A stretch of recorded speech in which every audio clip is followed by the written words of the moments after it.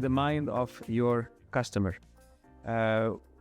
Today I have with me a guest that is going to share some insights about the food service operation. Somebody that has extensive experience working in the hospitality, running and opening outlets, restaurants, franchises, and many other things. And many of you who market and sell to the F&B, to the HoReCa channel are going to really enjoy today's segment. I have with me special guest Elias, Abdallah Elias. How are you, Abdallah? Hello, Ramez. How are you doing? Wonderful, fantastic. Abdallah, tell us a little bit about how did you get involved in the F&B industry? Well, it started as a passion because I was 18 years old and I used to go to the restaurants, I was fascinated with all what's happening in the restaurant. And I always thought that there is something more to what we are seeing. So much details, things to take care of, interaction, building an experience. And since I love to connect with people and deal with people, I said that the hospitality is my field. I want to be in the hospitality. So I start working and studying at the same time. And I started in the hotel industry, where I learned all the techniques that you need, the right skills.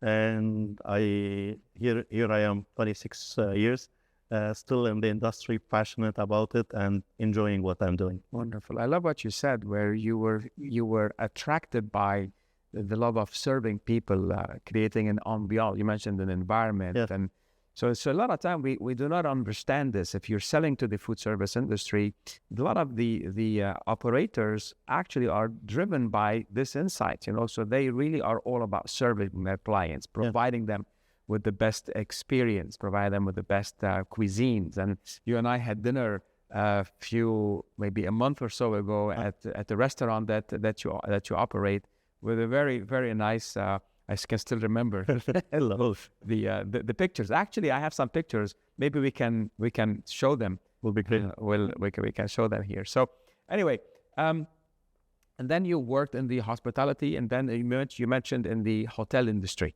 Yeah. Okay. So fine. Let me ask you a direct question. So you've dealt with salespeople. Yes. So they are coming to sell you something. Always. Okay.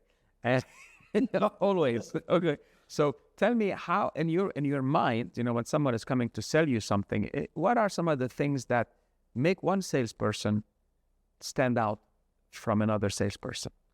Basically, when you find someone that is aiming to connect with you, so many people, they start talking about their product directly without the proper introduction. You don't feel the connection and you feel it's going to be a waste of time. Or you end up telling him, you know what, send me your profile, I'll have a look, I'll get back to you. But whenever a person comes to you, he wants to know the person that you are, he connects with you, then you will find some passion together to discuss about, and then you will be willing to listen to what he's saying and to see if there might be an interest in the product that he's selling. Amazing. And what you just described there is, again, we know that people buy from people they know, like, and trust. 100%. So know, liking. So one of the elements of liking is finding commonalities. So what you describe, someone that we can find something in common. And for our audiences in here, again, this ability to build rapport and research your customer and understand who they are, what are their interests, their goal, their motivation, and then genuinely, if you have the same interests and motivation, then that can become a point of camaraderie, of friendship that gets built. And at the end, it's a lot easier to buy from someone you like than someone that 100% you don't like. And then we go from knowing, liking, and then trusting. So in your mind, right? So you give someone a try, right? Yeah. But then how do you really then make them, or how have they become the go-to person in your mind? So basically, first, they manage to build the connection, which is great. Then you want to see all the promises they told you about in their pitch. Mm-hmm. And then you start observing if it's getting materialized or just they are words or promises. Mm-hmm. And based on the deliveries, you will understand that this is person who is reliable, I can work with, I can trust. So I can come up if I need some help with other products. He can give me a resource. He can be like confident for me, or he's just a person. I use an expression I learned in the previous, no action, talk only. So it just all talk and no action. exactly. So what is very interesting. So what you said is, okay, I want to see if a lot of the promises materialized. 100%. So here, being reliable, doing what you say you're going to do. True. Being able to. Why is this important for you as an F&B outlet manager? Because I basically at the end, what I'm taking is service to be able to provide a service to my customer, to my guests. I like to call them guests. So if I want to give them the right product, the beautiful experience, so I need to have the right material with me. So in case he did not deliver on time, or the product was listed on my menu, then for a certain period, sorry, we don't have it. The supplier Did not bring it. So at the end, I become really at a weak point with my guest, and I cannot show them this beautiful experience when I started talking about the ingredient that I'm using from the sale. So it affects me a lot. So again, here, understanding the concept of, if you are in the business of serving food, or food service. So if you're in the business of serving food, you have to make sure that you have the food to serve. Yes. And if you're in the food service business, you need to make sure that you're serving those that are serving the food.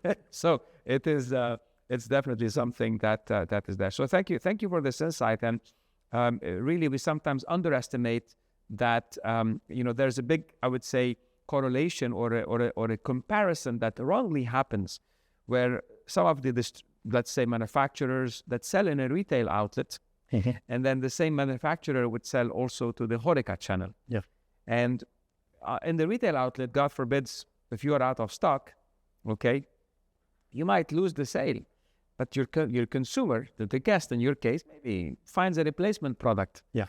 But in this case, when the food service, once listed on the menu, you cannot 86, as we call it 86, to remove it. Yeah. So we cannot remove it from our item. There are no excuse to say when a guest comes, sorry, we don't have it today because we did not receive it. Right. It's not acceptable at all. And today's, in our words, no guest accept an average service. They want an exceptional service because there are lots of competition in the market. And if you want to outstand, you need to offer a genuine product and create a beautiful experience. Right. Without having the right material, it doesn't work. Would you accept sub service? Would you accept a service that is not as per your expectation? Especially about food. I don't know about you, but I get to be personally picky. Yeah. So if I am picky, I'm sure you know the answer to how you would feel. Actually, Ramez, imagine if you are a guest, you come to a restaurant, you ask for a certain item on the menu, and they will tell you, sorry, we don't have it. Then the second time they come, sorry, you don't have it. Then you lose this guest.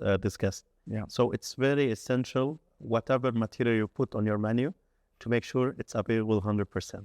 Well, I'll build on that. I was just I was in Saudi Arabia, and I tried a nice wrap from a place. It was delicious the first day. I was doing a training, and the next day I said, this is good, bring it again, because it was light. They brought the wrap the next day. It was available, but guess what happened? It was spicy. Oh. Like, Habibi, the first day there was no spicy. It was not spicy. What happened? And it's like, oh my God, it became... So Hone, you have this... Tell us a little bit about the concept of consistency and how so what role does consistency play in a food service outlet? For sure. Consistency is an important factor. Yes. And this is why we create recipes and what we call them fish technique. So when the chef or... fish means it's like a little list paper. Paper, 100%. Fish en français. Exactly. So basically, when the chef and the food and beverage manager are creating an item on the menu, so they list all the ingredients that they are available, the exact amount that you need to put in this dish, and the product and the product from the right supplier, because if you change, for example, a cream, it will change the whole taste. If you change a spice from a supplier, maybe the other one have it with a strong taste and strong flavor, it also changes the whole experience. So the quantity of what you put in based on the supplier or based on the brand is gonna give you variation of the taste, and that is gonna. This is what happened to me maybe the other 100%. You know, it's like, there is no. I'll give you a small joke. So my son Christopher, the eldest, once I wanted to persuade him to actually come with me to a New Year Eve party. Okay. And I told him he loves Lebanese food. I said, and they actually have a buffet. They brought in a Lebanese cuisine. He looks at me. He goes, "Pop, is the chef Indian?"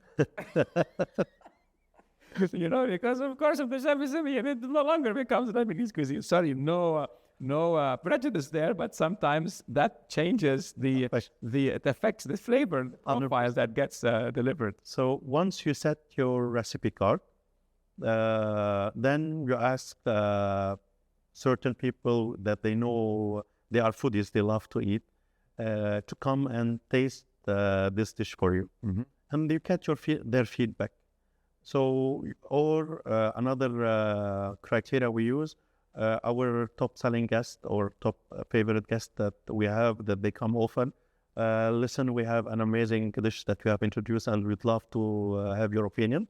And we get their feedback as well. And we start collecting and fine tuning the recipe until we find the best taste, the favorable one that everyone likes and prefer. And then we said, okay, guys, this is what's gonna be the recipe card. Now let's do a training. So because if you read the recipe card and then you do it, it's totally different. Yes. So there are skills here. What you need to do, the oil need to be heated or not, because it affects the flavor. So they will go with the chef through all the process and the steps to understand how it's being cooked and prepared. And once it's ready, they do a trial first time, second time, to ensure it's consistent. And they process. This is actually called simulation. Yep. I just watched a movie called First Man. It's about Neil Armstrong going into space, right? And he was actually simulating how to land this rover, how to land it. And he was on the Earth practicing, and he goes into these things. And of course, when you are practicing, you're actually enhancing the execution, right? And so I love the level of detail in here. So not the recipe was tested, the ingredients were tweaked. Once it goes into the menu, basically that's the map. You are on stage. You are on stage. You cannot improvise on the day. You cannot improvise changing something, because you're gonna affect the end result, right? And so imagine after all this effort that you've done, then he will come to you, sorry, it's out of stock. Oh. And you start promoting it, train your waiter to upsell it, to speak about it in your social media, and then, sorry, we're not there. It's not there. So I think here this really gives a lot of insights, because especially I think a lot of the salespeople on the ground experience this. But what I love about what you said is a lot of the work that happens in the background. So we better understand the food and beverage professional, understand their world, understand how critical these steps are, because they're all about experience. They're all about giving their guests the best possible flavors, the best possible food. They've tested it. They know it wins. Exactly. They're going to play this song, but there is no watar. There is no chord that happens. The chord is gone, and they cannot play that song. Wonderful. That's very, very powerful. Thank you for sharing this beautiful example in here. Are there other things that only an F&B manager or somebody who is from the industry would know, or help us better understand the potential customer and help us know more the F&B manager so we can serve them better? Anything on your side? For sure. Thank you for this question, Ramez. Basically, there are several professional people, they confuse the words sequence of service with hospitality. Sequence of service with hospitality. Yes. Please tell me. So this sequence of service, it's the steps that you need to do in order to achieve and reach a certain point. The hospitality is about giving the right feeling for the guest. It's what the guest feels out of this experience. And this is the most important. This is where you will be differentiated from other industries about the feeling, the experience that you give to this guest. Because we can all eat in our houses, right? Yeah. But we come to the restaurant for a certain experience. Right. So this experience, it's about how you get it from the ambience, from the way of welcoming, from the way of doing an upselling or suggesting a new item that never been tried. The passion when you are explaining about the food or the beverage, how it's built up and created. So these all are the show that you do, the presentation, because you see now most of the restaurant, they do some service at the tables. They bring in, let's say, a flaming dish, for example, or smoking dish with ice. So they are all becoming part of the experience. And this is the true definition of hospitality, by giving this insightful experience for the guests coming. Not only just we need to welcome them, then we need to take them to the table, then we need to offer the menu. Those are secrets of service. And unfortunately, several professional people, they mix the secrets of service with hospitality. So if I can maybe read between the line, the sequence of service, let's say, is what needs to be done. Yep. Step 1, step 2, step 3. Hospitality is how you're doing it. 100%. Exactly. You know, how you're doing it. How are you showing up? I'm going to tell you a story yesterday. Yesterday, I'm, again, coming back in the airport, and I'm in the lounge. And, you know, there is someone in the toilet. There is someone in the toilet in these lounges, right, that cleans and does whatever, you know. And I arrived early to the airport. It was a 10 o'clock flight, and I was there like at 7. So I go to the restroom the first time, maybe when I first got there, right? And he was super motivated, super excited, right? Sir, he's like, okay, when the bathroom is full, just 2 minutes. I know, you know. So he was quite engaging. He made the show. It's like, okay, you know, no, not bad. And then upon leaving, of course, before going in, he goes and he does the toilet, you know. But what's interesting is the second time, okay, about, you know, I spent that 2 hours. I'm going to the toilet before I go to the, right? So the second time I come in, and it's 2 hours later, the enthusiasm of this guy had not stopped. Wow. So same thing. I go in, and again there was a line, and like, okay, few moments, someone will come out. Just please wait. I'm like, okay, I'm getting it. I'm getting this guy, and again the toilet opens. I go in, and I got I'm actually hearing. I'm there. I'm hearing him talking with a kid.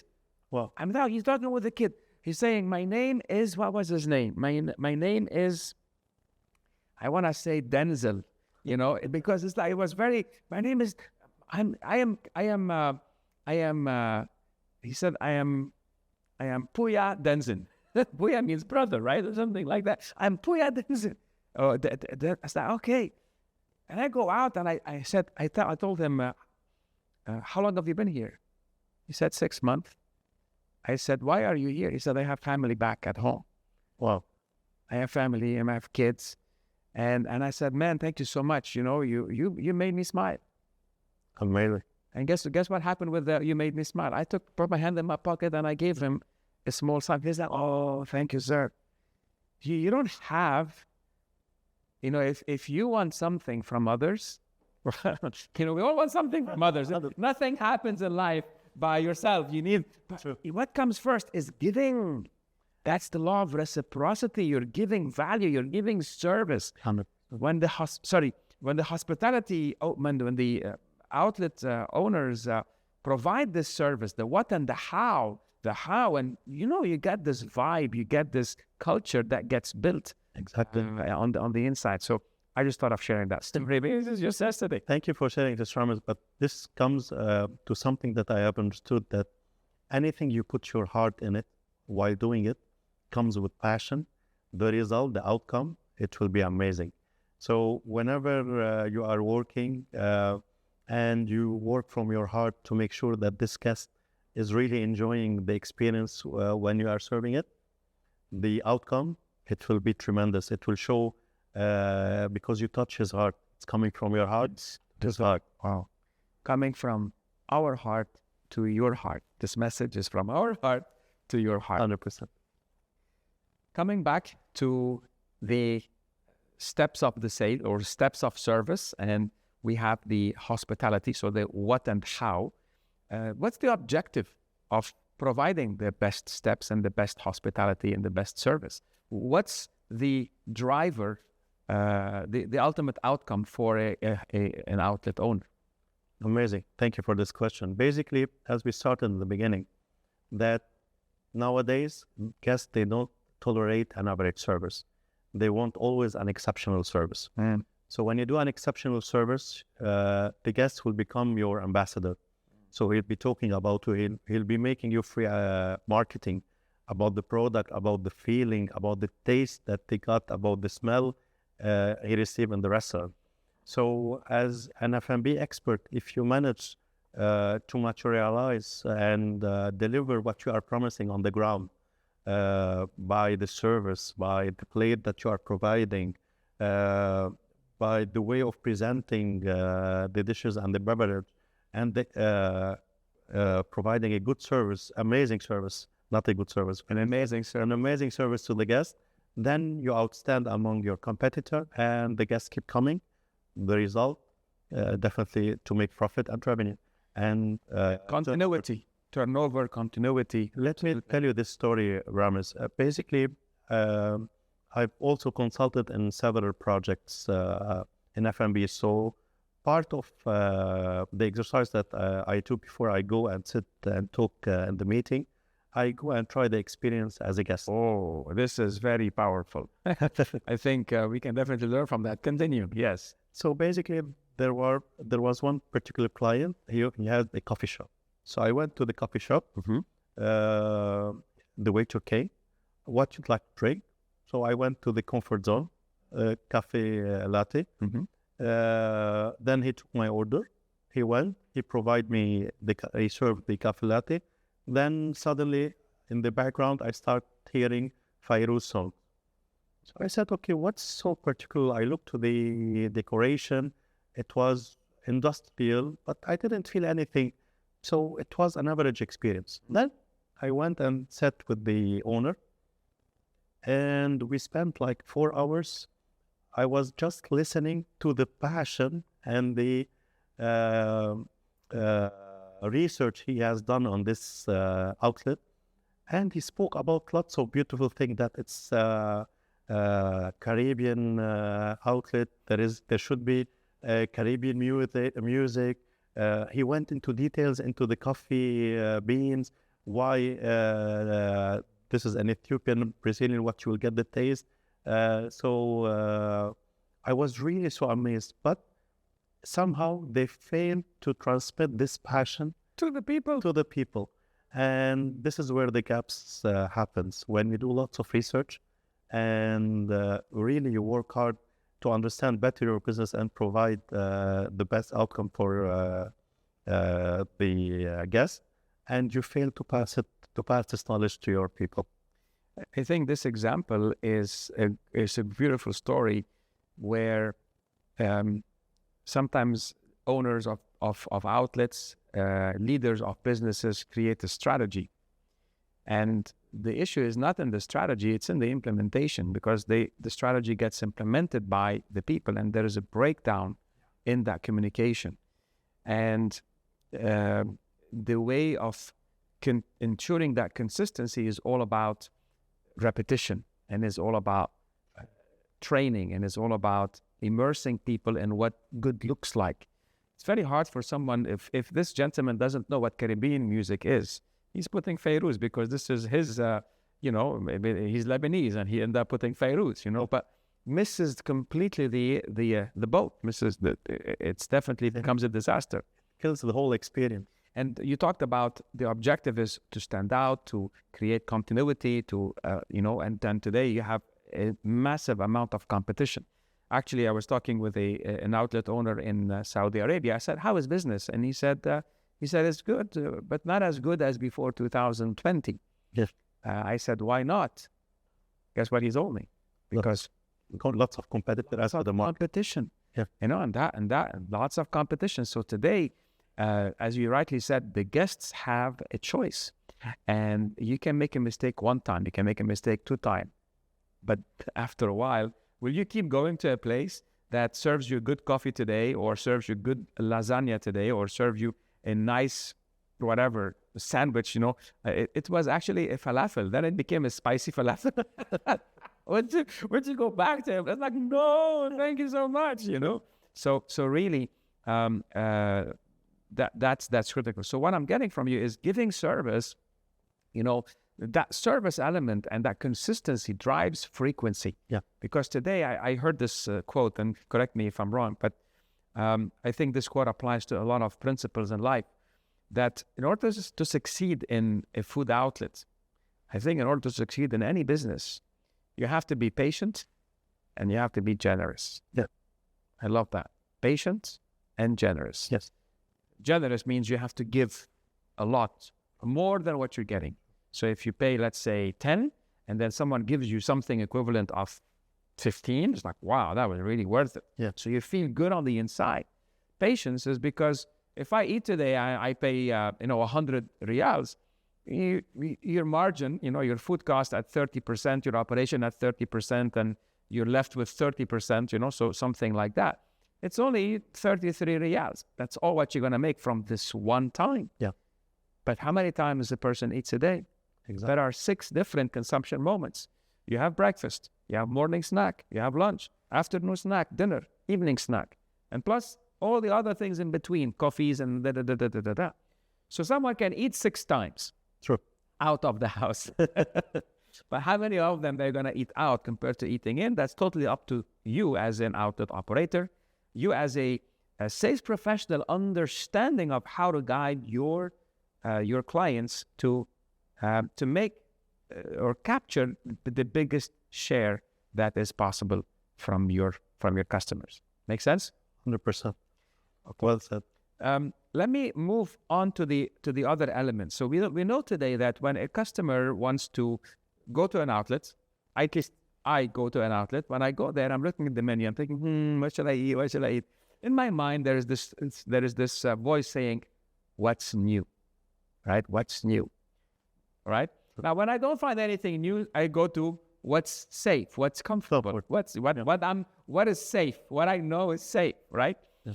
So these are the drivers, right? So tell me a little bit about how can an outlet keep innovating, and why is this important in your mind, and what happens if it doesn't happen?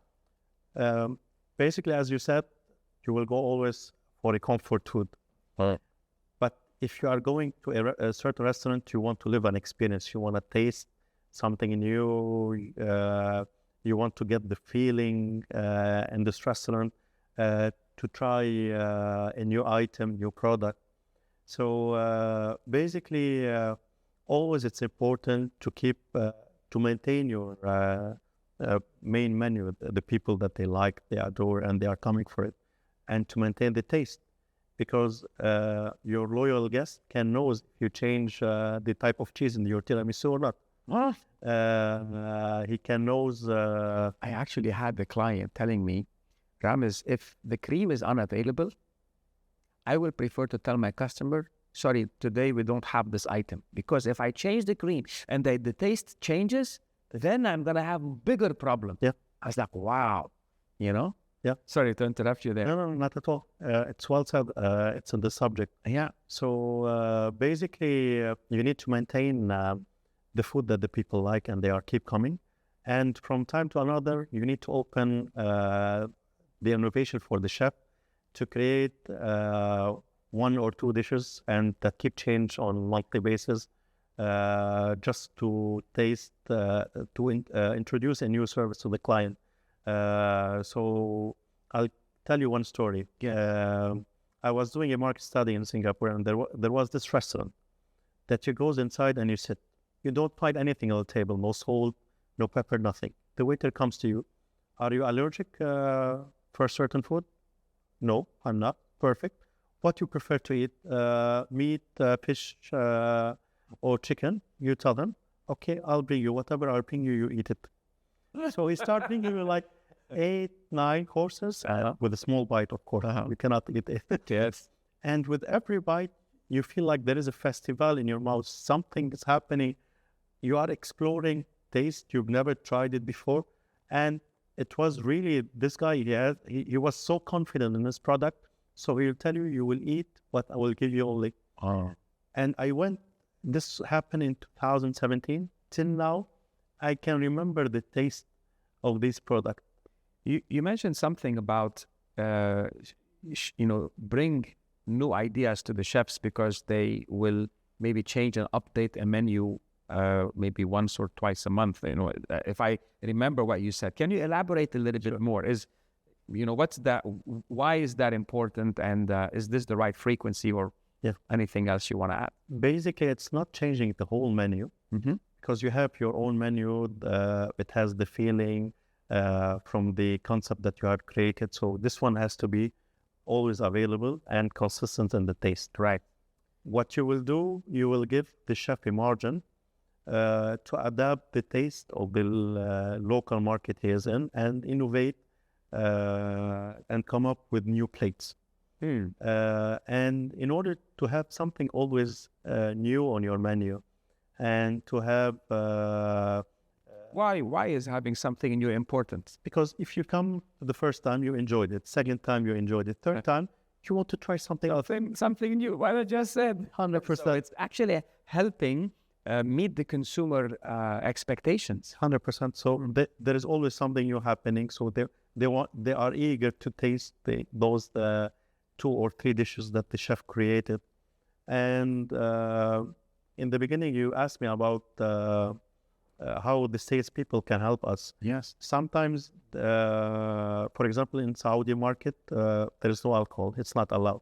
So they created a brand where you can find the gin at 0% alcohol while having the same bottle of the gin, the same bottle of the whiskey.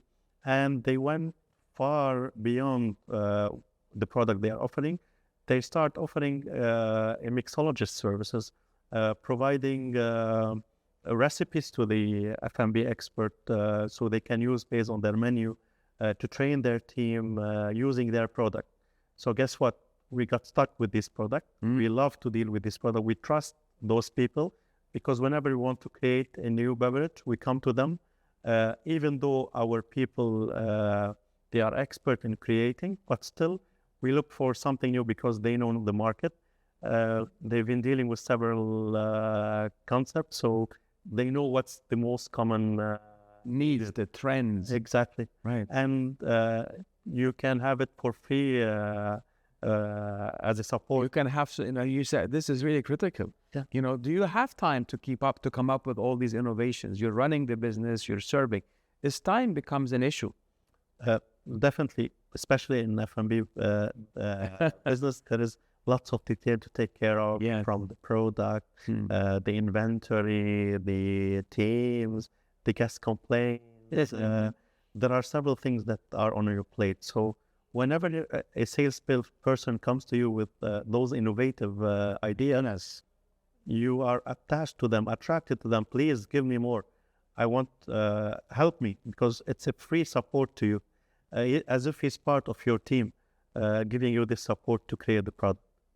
So we talk about creating value, being proactive. Being proactive. So to sell is to be of service. We know the service industry loves to provide service. So we as sales professionals want to give them that service. And do we wait for the customer to say, hey, man, can you give me something new? Or you say, you know what? Now the seasons are changing and the flavors will change. So now we're going into winter. Maybe chocolate, maybe cinnamon, maybe... the almond, is more warmy. It's so you really come with the ideas, with the insights based on the seasons, and you can have, I guess there are 4 seasons in the year. There's at least 4 times where you could innovate if it's a beverage idea. I'm just thinking. Yeah. Actually, thank you for bringing this. It reminds me of this concept that quarterly he changes the whole theme of his menu, of his beverage. menu, Yeah. beverage, glasses, decoration, fall season, winter season, spring season, Summer. and you can see the reflection in their mojitos, in their beverage, in their dessert they are offering, in the sandwiches they are offering. So it's something creative, and if you can do it and keep up with the seasonality, so you'll offer something new to your clients. It's amazing. Amazing, wonderful. That has been quite insightful. So new is helping the outlet to be relevant, to stay relevant, to attract customers. Now, the other element of doing business, or growing sales is something called the average spend. Yeah, the average spend. So tell me a little bit what goes on your mind as an outlet owner, manager, leader, to help drive the average spend. And what is this average spend concept? So basically, you want to benefit the maximum from the guests coming inside your restaurant. But at the same time, you don't want to impose yourself or oversell or mess up with this guest experience, because really it's all about the guest experience. Right. So instead, you want to transform it to an experience. So you look, for example, if you start by taking the order, would you like a sparkling or a still water? You are giving a choice to the guest. Not having water or not having water, he has to choose one of the items. Right. Here you go, you did your sales. We call this an alternative option. So when you say yes or yes, you're giving them that option. Yes. Sure. And then the suggestion that you will, first of all, you listen what they want to order. And then in case they didn't order salads or appetizer, I noticed you ordered a beef. Let me suggest this salad. It goes very well with it. And it's a new item, and you explain about it in a way that you let the guests feel that I really so badly want to taste it because of the way that you described it. 100%. So all these elements helps to build the average check and build the revenue at the end. So it's something that you need to do constantly with your staff. You need to do yourself a little bit of research to find the ultimate and the best way to present your product, while aligning always with your concept values, your concept mission and vision. So they will go hand in hand, and whatever you are promising, you are delivering on the ground. I love it. So the way of upselling. So first you need to have the items in the menu. So if the menu is limited, there's little upselling or cross-selling that can happen. But it's not about just upselling or cross-selling, but now we're actually becoming connoisseurs. We're becoming, you can say, advisors for our guests that are coming in. I saw that you're having this, you mentioned the steak. What really goes well with it is, not this niçoise salad, but maybe try this roca with cheese salad, roca with whatever, this could go very well. So really then you're giving these suggestions. And is it important so here we have two things. We have sales professionals that are coming to the outlet. So is it important for them to know what goes with what? And then the other part is, of course, the staff, the waiters. So what's your take on that? Both of them, they are very important. First of all, the waiters, they need to know their products very well. And I tell you, it's very rare. It's very rare in this part of the world for the waiters to know their products, right?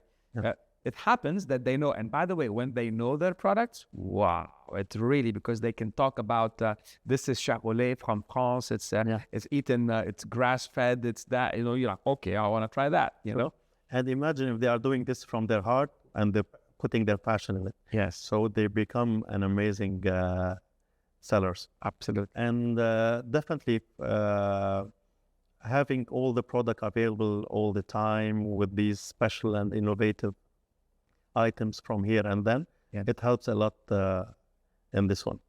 It's been great to look at the various elements. So there is definitely a process to drive sales.